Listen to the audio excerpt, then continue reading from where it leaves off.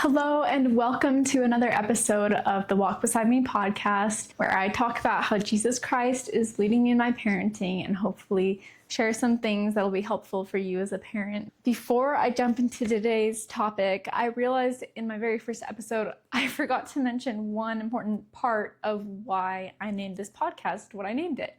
So the name is Walk Beside Me. And I gave lots of reasons for what this name means to me, but I didn't talk about where it comes from originally. It actually comes from a children's song that the kids in my church sing. Almost everyone knows it, learned it when they were growing up for the last, I'm guessing 50 years, I'm not sure. But that song is called I Am a Child of God. I'll just tell you the words of it because I had it memorized. Like most people in my church, it goes, I'm a child of God, and he has sent me here, has given me an earthly home with parents kind and dear. Lead me, guide me, walk beside me, help me find the way, teach me all that I must do to live with him someday. I don't know if you caught it, but in there, it says walk beside me, it says lead me, guide me, walk beside me. I really love that trio. The idea of leading our children. Parenting is a leadership role, and guiding them, teaching them correct principles, and walking beside them, learning with them along the way. So that's where Walk Beside Me came from originally, and obviously it has a lot of additional meaning to me now that I'm a parent, even more than it did when I was a child who learned it. So that was the first thing I wanted to mention. I want to jump into today's topic. How I see the structure of my episodes going is I will either start with a parenting concept that I love and then talk about how it relates to the gospel, or start with a gospel principle or teaching that I love and talk about how it relates to parenting. Today, we're going to do the first route, which was parenting concept, and then why I think it's supported by the gospel. I'm actually going to kind of riff off the reel I released earlier this week, which was all about how screaming and crying are our children, especially our toddlers. That's their natural, native-born language. That's the one they were born speaking as soon as they came out of the womb, right? So this is the instinctual language for them. It's the one that's been programmed in their brains from day one. And this is a helpful thing to remember as we try to teach our children to speak English, but not just English, also speak with a kind, gentle tone.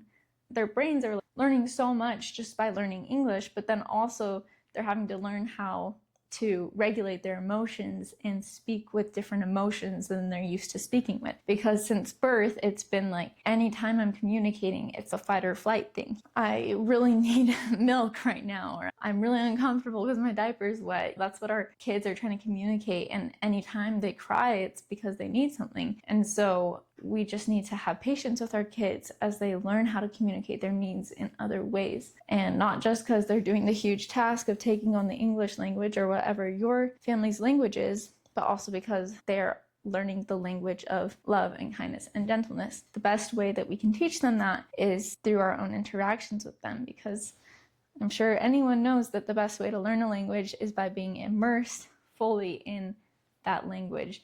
I was a missionary for my church in Sweden, and that's how I learned the Swedish language, was by going to the country, living among the people, and challenging myself every day to constantly speak their language and to speak with people that spoke Swedish natively. That's kind of what our children are doing in our families if we give them that opportunity, is they're getting immersed in the language of kindness and love, and that's how they're going to learn it best, rather than us just telling them, hey, speak kindly, or speak nice, or I don't like that voice. More is caught than is taught. Our children are going to learn more by hearing how we speak than by just hearing us tell them how to speak. So I kind of just summarized for you all my thoughts that were behind the reel that I posted on Instagram. So sorry if that felt a little bit repetitive, but I think it's a good foundation for how I want to go deeper into this concept.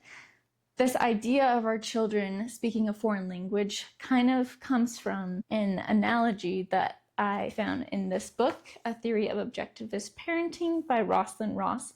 This book was recommended by the Mellow Mama. That's her Instagram handle, her brand name, but her real name is Caitlin Straight. She recommends this book. She has an amazing list of books that she loves that have to do with consciously parenting our child. And this is the very first one on her list. So I would recommend anyone get it. It's only 60 pages, so it literally takes an hour to read. This book is all about parenting our children from a place of cooperation, equality, and mutual respect rather than a place of authority, power, and control. One analogy that she uses that I absolutely love is how she sees her own son so that she feels this mutual respect with him. And I think this analogy is very helpful because when our goal is mutual respect, sometimes it's easy to feel like, wait, is my child actually being respectful to me? Because if my child's screaming at me, that's not respectful. When you hear this analogy, try to see the screaming as not disrespect, but just another culture that feels disrespectful because it's not what you're used to. And it's your job as the parent to teach them how to live in your culture and what is respectful in your culture. So what she says is, in my relationship with my son, I see myself as an ambassador for this fabulous place I live, and I see my son as a distinguished visitor from a far-off land who does not understand my customs. It is my goal to help him thrive in my land, but not at the point of a gun. Instead, I strive to respect him, to understand his strange culture, and to show him how to respect me and my strange culture. When we run into a situation in which one of us is doing something that bothers the other, perhaps he wants to throw beans on the floor, and I don't want him to. Or I want to leave the park, and he doesn't want to. I think some version of, this is what I want, this is what my distinguished house guest wants.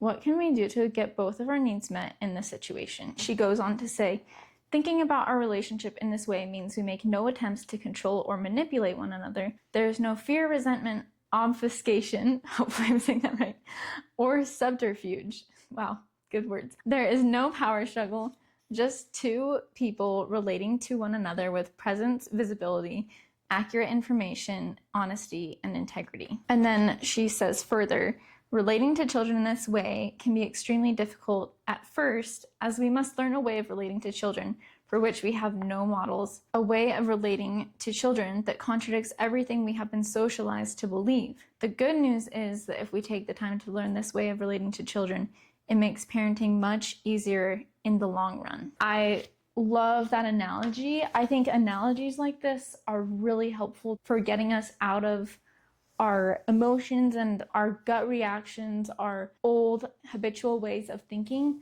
when we run into challenging situations with our kids. We can see it from this fresh perspective of, this isn't a toddler screaming at me when I'm exhausted and already burnt out, but instead see it as, this is my house guest from another country who isn't familiar with my culture. And yeah, it can be tiring to help someone accumulate to a new culture, but I at least stop seeing my child like he's being bad or he's being disrespectful, and instead see him as, oh, he just doesn't understand the culture here and it's my job to teach him.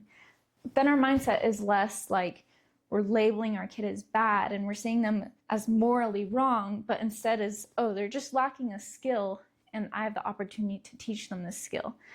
I think that's really powerful, to stop attaching so much morality and meaning to our children's behavior that's natural and normal, and instead just see it as, okay, they're lacking a skill in some way. It's my opportunity to help them now. Taking this analogy and applying it to the toddler screaming situation, or I think this can also apply to older kids that maybe speak with sassy tone of voice or yell at us or say words that we don't like.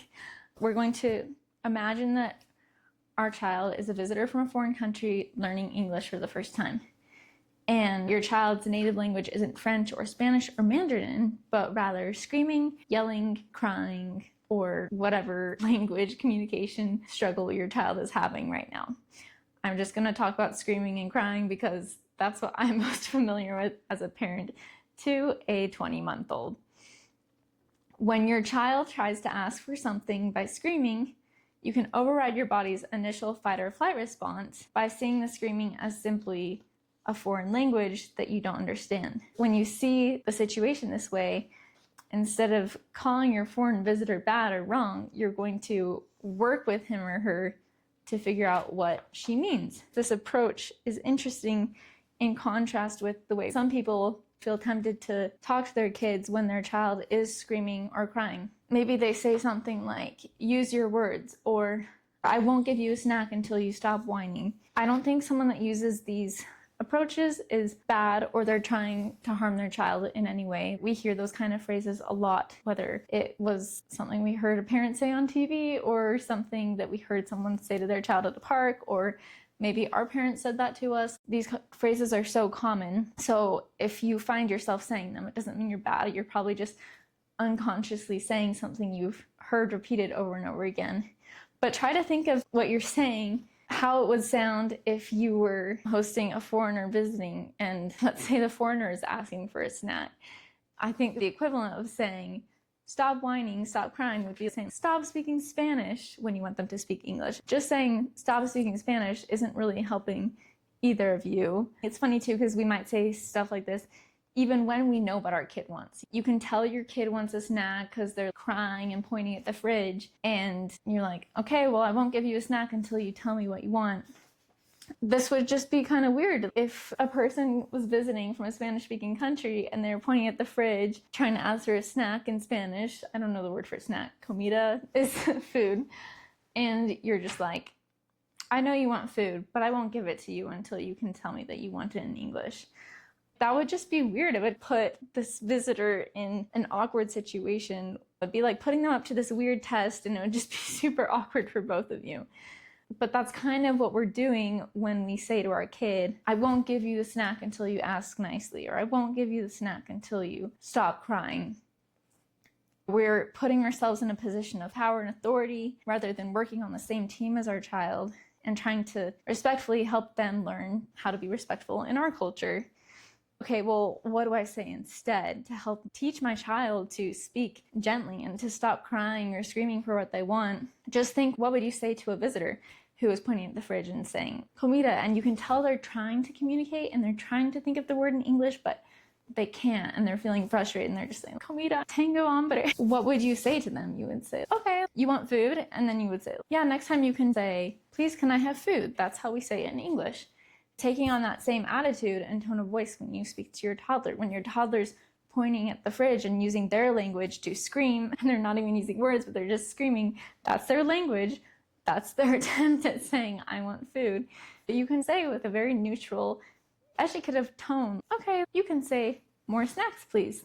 I do this all the time with Brea. She'll be like pushing her stroller and it gets stuck and she starts screaming, and I just come over and I'm like, you want help? And she's like, yeah. And then I'm like, okay, you can just say, help, please. And I don't tell her, okay, but you have to say, help me, please, before I help you. I just start helping her. And it's so cute because she always repeats me. She's like, help, please, in her little adorable voice. And I think she repeats what I'm saying because she can feel when it comes out of my mouth and it goes into her ears and she processes it.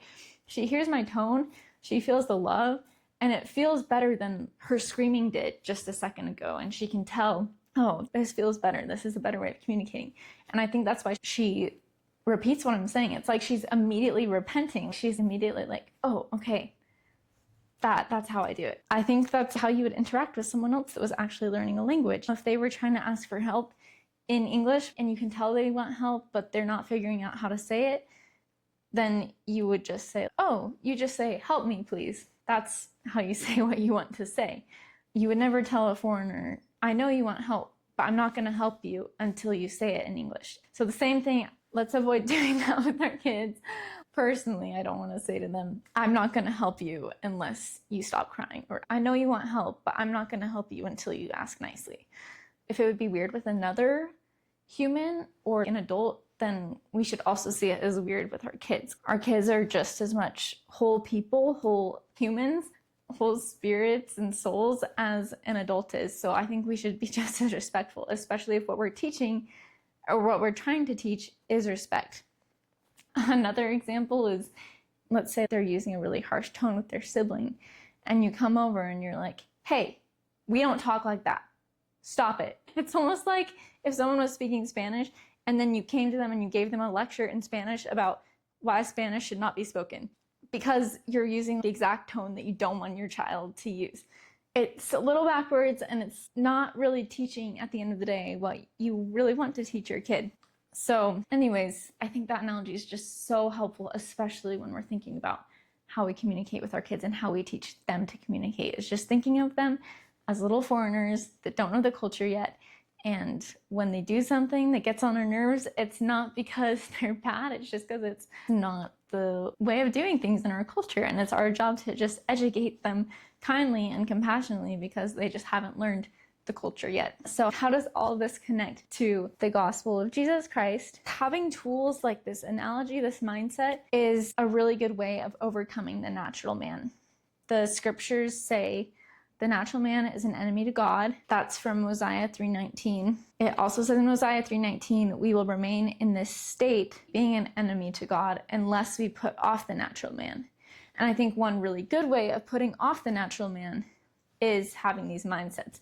Now, when I think of the natural man, I don't think the scriptures mean that we're all innately evil and we need to overcome our innate selves, because I think our innate spiritual selves are children of God and we're all very good at our core. But the natural man is this layer of mortality and carnality that we receive when we get a human body, which human bodies are amazing, but they also bring with them the biology of going into fight or flight mode anytime we feel scarcity or anytime we don't feel accepted as part of a tribe. I think of the natural man as anytime I feel my body reacting to a situation. My head gets all this pressure in it when I'm starting to feel stressed or starting to feel frustrated.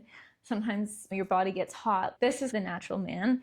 These physical reactions that make us want to lash out and react and not act in alignment with the truth, what we really believe, the way we really want to treat people, the way that Jesus Christ would. This natural man is totally normal and natural. We all have it. So if you struggle with it, you and me both, you don't need to feel bad because it's just a normal part of human life.